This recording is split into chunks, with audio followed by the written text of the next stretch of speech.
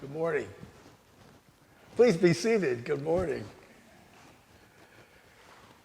I'm always worried about this guy in the gospel. I mean, he's been working in the machine shop and he was doing trying to earn a buck. He had greasy hands and dirty overalls and a dirty shirt. Next thing you know, the king says, "Come to the palace." So they drag him out of his place of business. He goes to the palace. And the next thing you know, he's thrown out in the cold. Have you ever been underdressed for anything? It's an embarrassing feeling. Between 1900 and 1909, because what I want to do is I want to talk about the garment. Between 1900 and 1909, 6 million immigrants came through Ellis Island from Europe. 3 of whom were Henry Ivan Schlegel, my maternal grandfather, my Uncle Henry, who was then 6, and Katrin Elizabeth, age 4, who was my mother. Immigrants would write back to friends in Europe and say, Ellis Island is a hell. It's a hole of tears. There was a 90-second medical exam. People were in steerage for 3 weeks. 1 bathroom for 75 people. Beds of straw. It cost Henry Ivan Schlegel $35 to come from Germany. And each of his children, 10. His brother Eric Schlegel in Brooklyn saved 50 cents a week, and at the end of the year had $25 and sent it for his fare.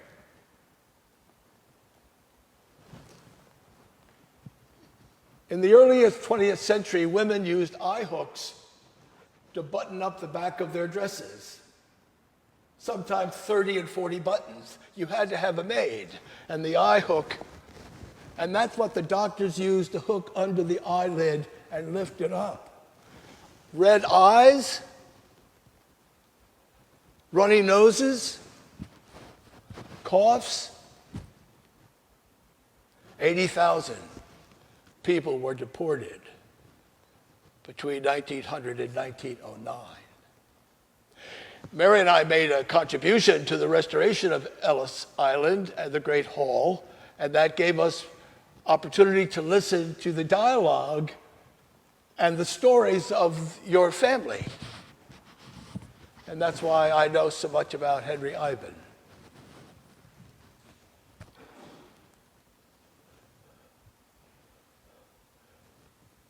We're talking about a garment.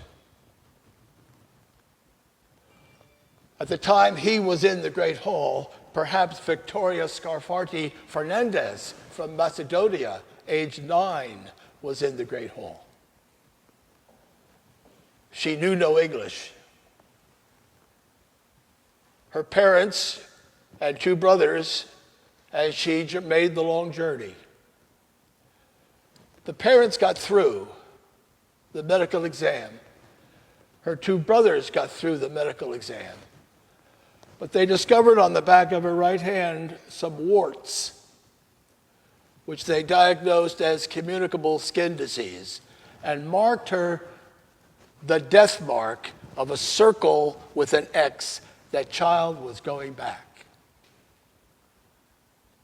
She was hysterical.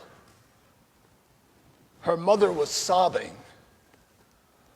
It was the end of a dream until, quote, some kind man. That's all we know about him. An immigration officer had seen what had happened. They left this kid crying in the hall, waiting for the immigration police to take her to a holding cell to get her back on the boat. Some kind man saw her. She had on, in the middle of August, her cherished possession, which was a plush coat of blue with a black lining. He knelt down next to her and said, "What a beautiful coat. Have you ever worn it the other way?" And he took the coat off her, pulled out the sleeves, turned it inside out, put her back, and marked enter. So you got to have a garment.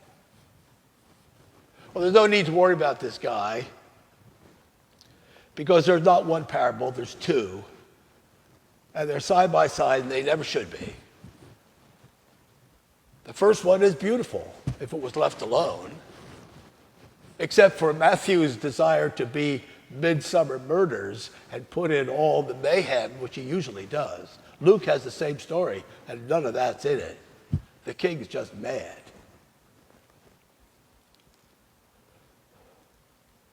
The first parable is beautiful. Go out to the highways and bring them in. Look, and it doesn't matter who you are. There's somebody here who loves you enough in this Eucharist to take your coat, turn it around, and give you a break. That's what friends are for. The second parable is also beautiful if it was left alone. Because how on earth do you come to the Eucharist? That is the act of loving well and not be committed. So friend, where's your garment? But how do you know what a garment is? How do you find it? Who has one? Where do you get one? How do you know you have one?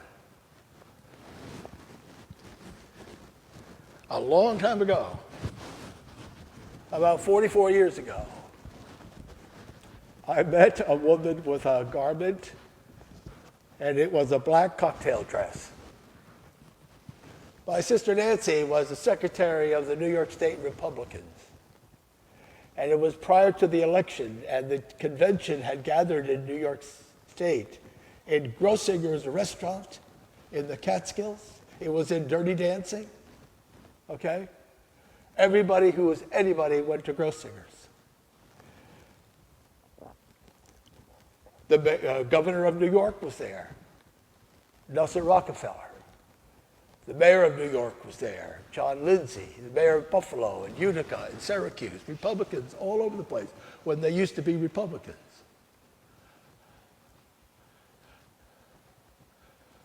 And my sister said to me, they need a rabbi. You're the closest one I can find. Will you go and say prayers for 4 meals? 2 informal lunches and 2 banquets. But remember, there's a lot of non-Christians here, so can you make the language inclusive? And I could, and I did. And I was like a little star. Everybody loved the little priest who was so young. I had just been married. In fact, we had just had a baby. Susanna was a month old. She's now 45. And then she walked in.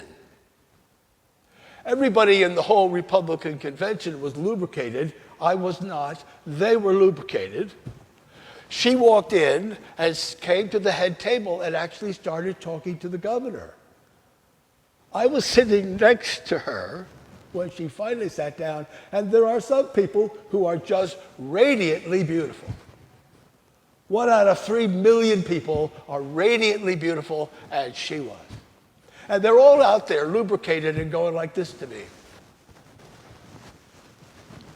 You know, I couldn't believe it. And I got a note that came up from the waiter. Remember, you're married. And I don't know if I was more embarrassed for myself or for her. But she turned to me and she said, you know, I'm Jewish, and I really appreciated your prayer. It was nice to be included. Thank you. And she said, why are you here? And I said, well, my sister Nancy. Oh, Nancy. Well, I know Nancy. Do you have a family? I said, I do. I have a little baby girl. Oh, show me. And I showed her. I said, what about you? I mean, my Lord, they were lining up just to see her, okay? what about you? And she said, oh, no. She said, I'm not married. I said, do you have a family? She said, I live with my uncle. When I was 2 years old, my parents were killed in an automobile accident, and I never knew them. My aunt and uncle, they raised me. I went to Princeton Law School, and they've just been very faithful to me, and I've lived with them as a daughter. And my aunt died a year ago of cancer, and my uncle just had a stroke. And I care for him. And I said, well, I guess that precludes Prince Charming. She said, yes, it does. Prince Charming shows up, she says, but when they realize I live with my uncle, they leave, they go. People tell me, she said, I'm wasting my life.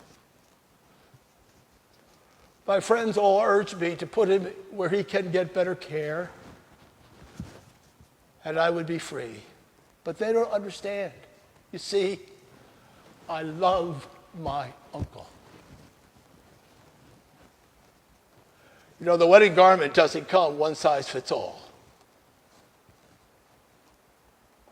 It comes in every size and every shape of your life. Every size and every shape of your life. It is a good and joyful thing, we say in this Eucharist. Good and joyful thing. Always and everywhere. Not sometimes and somewhere. Always and everywhere. And if you want to know where you can get the garment, or where you can get one to wear, you can check the baptismal covenant. And the verbs, oh, the verbs are so helpful. Will you strive for justice? Will you seek Christ? That's lovely. I mean, the prayer book gives you the answer before the question. You know, Halloween is coming, and I'm not going to speak to you until Halloween. So I'm going to do it now. When we lived in a rental house here in Sandy Springs in 2007, the last child came for Halloween candy. We had thought we were packing up the whole thing, you know, but he came, a car drove in. I said, Mary, there's one more, I think. And sure enough, he went across the street, then he came this way. And he rang the doorbell, and I opened it up, and he was a pirate. And I said, who are you? And he said, I'm a pirate. I said, oh, what a pirate. Oh, you look so wonderful. And I gave him the candy. And he took this, he said, thank you. Thank you. And he stepped down 2 steps, and he turned on the walkway and went, sir, I'm not a pirate. I'm just a little boy. And his mother was coming up the walkway, and I said, keep him. Be sure to keep him, because he's 1 in a million. She said, we think so. You come to the Eucharist as you are, seeking and striving. And hopefully, you or someone else you know will be some kind man and take you in. Amen this day.